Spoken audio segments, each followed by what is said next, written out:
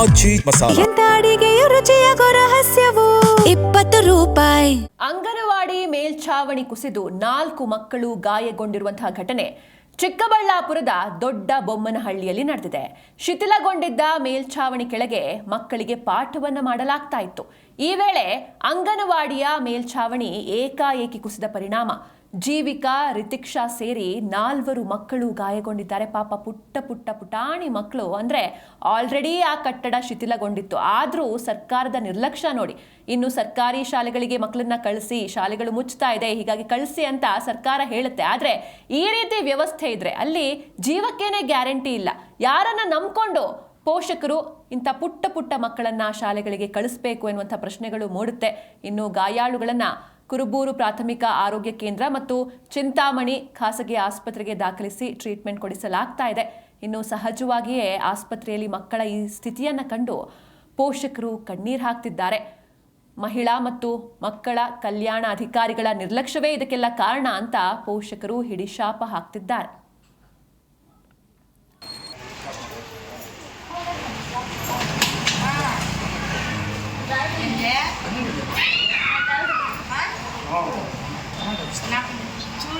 ಅಂಗನವಾಡಿ ಕಟ್ಟಡ ಮೇಲ್ಛಾವಣಿ ಕುಸಿದು 5-6 ಜನ ಮಕ್ಕಳಿಗೆ ಗಾಯಗಳಾಗಿರುತ್ತೆ.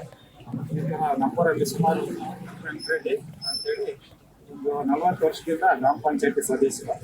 ಅವ್ರ ಮಗ ರವಿ ಅಂತ ಕಾಂಟ್ರಾಕ್ಟ್ ಕೆಲಸ ಮಾಡೋದು.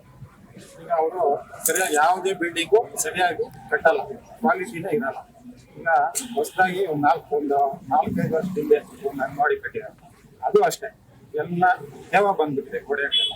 ಯಾವುದು ಕ್ವಾಲಿಟಿ ಎಸ್ಟಿಮೇಟ್ ಪ್ರಕಾರ ಯಾವುದು ನೋಡಲ್ಲ. ಸುಮಾರು ಸಲ ನಾವು ಅಧಿಕಾರಿಗಳ ಗಮನಕ್ಕೆ ಬಂದ್ರೂ ಯಾವುದೇ ಕ್ರಮ ತಗೊಳ್ಳಲ್ಲ ಅವ್ರಿಗೆ. ಯಾಕಂದ್ರೆ ಬಲಾಢ್ಯರು ಅವರು ಸುಮಾರು ವರ್ಷದಿಂದ ರಾಜ್ಯದಲ್ಲಿ ಚೆನ್ನಾಗಿ ಯಾರು ಇರಲಿಲ್ಲ. 3 ವರ್ಷದಿಂದ ಒಂದು ರೋಡ್ ಮಾಡಿದ್ರು, ಸೀಕಾಲ್ ಗೇಟ್ ಇಂದ ರೋಡ್ ಮಾಡಿದ್ರು. ಅದು ಅಷ್ಟೇ, ಬಂದು ನೋಡ್ಬೋದು ಪೂರ್ತಿ ಕಿತ್ತೋಗಿದೆ. ಎಷ್ಟು ಹಾಳಾಗಿದೆ ಅಂದ್ರೆ ಒಂದು 40-50 ವರ್ಷ ಆಗಿದೆಯೋ ಈ ರೋಡ್ ಮಾಡಿ ಅನ್ನೋ ತರಕ್ಕೆ ಮಾಡಿ. ಈಗ ಅಂಗನವಾಡಿ ಕಟ್ಟಡ ಎಷ್ಟು ವರ್ಷ? ಒಂದು 15ರಿಂದ 16-17 ವರ್ಷ.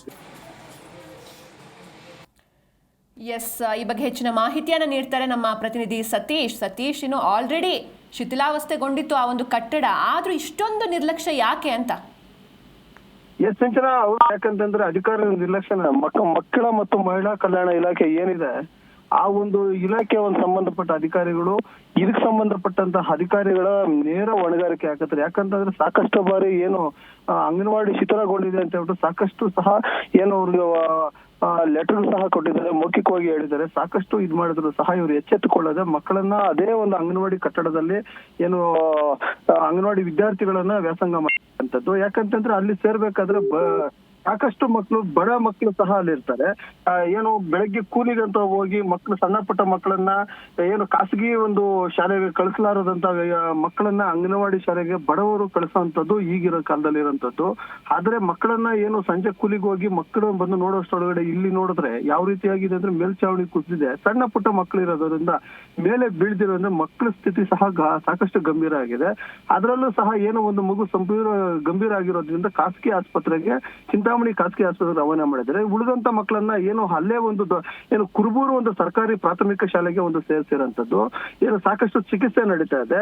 ಅಲ್ಲೂ ಆಸ್ಪತ್ರೆಗಳಲ್ಲೂ ಸಹ ತಂದೆ ತಾಯಿ ಪೋಷಕರ ಒಂದು ಆಕ್ರಂದನ ಸಹ ಮುಗಿಲು ಮುಟ್ಟಿದೆ. ನೇರ ಹೊಣೆಗಾರಿಕೆ ಅಧಿಕಾರಿಗಳೇ ಆಗಿದ್ದಾರೆ. ಸಾಕಷ್ಟು ಬಾರಿ ನಾವು ಮನವಿ ಸಲ್ಲಿಸಿದ್ರು ಸಹ ಎಚ್ಚೆತ್ತುಕೊಳ್ಳದೆ ಈ ಒಂದು ಅವಘಡ ಮಾಡಿದ್ದಾರೆ. ನಮ್ಮ ಮಕ್ಕಳ ಪರಿಸ್ಥಿತಿ ನೋಡ್ತಿದ್ರೆ ನೋವಾಗ್ತಿದೆ ಅಂತ ಹೇಳ್ಬಿಟ್ಟು ಸಾಕಷ್ಟು ಅಳಲು ಸಹ ತೋಳ್ಕೊಳ್ತಿರೋದೆ. ಏನಕ್ಕಂತಂದ್ರೆ ಸಾಕಷ್ಟು ರೀತಿಯಲ್ಲಿ ಮಕ್ಕಳನ್ನ ನೋಡ್ಬೇಕು ಅಂತ ಬಂದಾಗ ಗಂಭೀರ ಗಾಯಗಳಾಗಿರೋಂಥದ್ದು. ಆ ಸಣ್ಣ ಮಕ್ಕಳನ್ನ ಪುಟ್ಟ ಮಕ್ಕಳಿದ್ದಾರೆ ಅಂಗನವಾಡಿ ಕೇಂದ್ರಗಳಿಗೆ ಬರೋಂತ ಮಕ್ಕಳು, ಸಾಕಷ್ಟು ಪುಟ್ಟ ಮಕ್ಕಳು. ಆ ಪುಟ್ಟ ಮಕ್ಕಳ ಮೇಲೆ ಏಕಾಏಕಿ ಚಾವಣಿ ಕುಡಿದಿರೋ ಏನು ಒಂದು ಚಾವಣಿ ಉದುರಿರೋದು ಮತ್ತೆ ಬಿದ್ದಿರೋದ್ರಿಂದ ಸಾಕಷ್ಟು ಅವಘಡ ಉಂಟಾಗಿದೆ. ಇದರ ಮೇಲೆ ಇದೆಲ್ಲ ಹೊಣೆಗಾರಿಕೆ ಮಹಿಳಾ ಮತ್ತು ಮಕ್ಕಳ ಕಲ್ಯಾಣಕ್ಕೆ ಅಧಿಕಾರಿಗಳು ಮತ್ತೆ ಇದು ಸಂಬಂಧಪಟ್ಟ ಅಧಿಕಾರಿಗಳ ಮೇಲೆ ಸಾಕಷ್ಟು ಏನು ಆಕ್ರೋಶಗೊಂಡು ಮಾತನಾಡ್ತಿರೋಂಥದ್ದು. ಯಾಕಂದ್ರೆ ಮಕ್ಕಳಿಗೆ ಏನಾದ್ರೂ ಅನಾಹುತ ಆದ್ರೆ ಇವರೇ ಹೊಣೆಗಾರಿಕೆ ಆಗ್ತಾರೆ, ತುಂಬಾ ನೋವಾಗ್ತಿದೆ ಅಂತ ಹೇಳ್ಬಿಟ್ಟು ಸಾಕಷ್ಟು ಸಹ ಆರೋಪಗಳು ಮಾಡ್ತಿರೋಂಥದ್ದು ಈಗ ಕೇಳಿ ಬರ್ತಿರೋದು. ಸಿಂಚನಾ.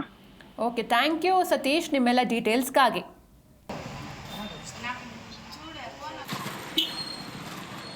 क्या करना है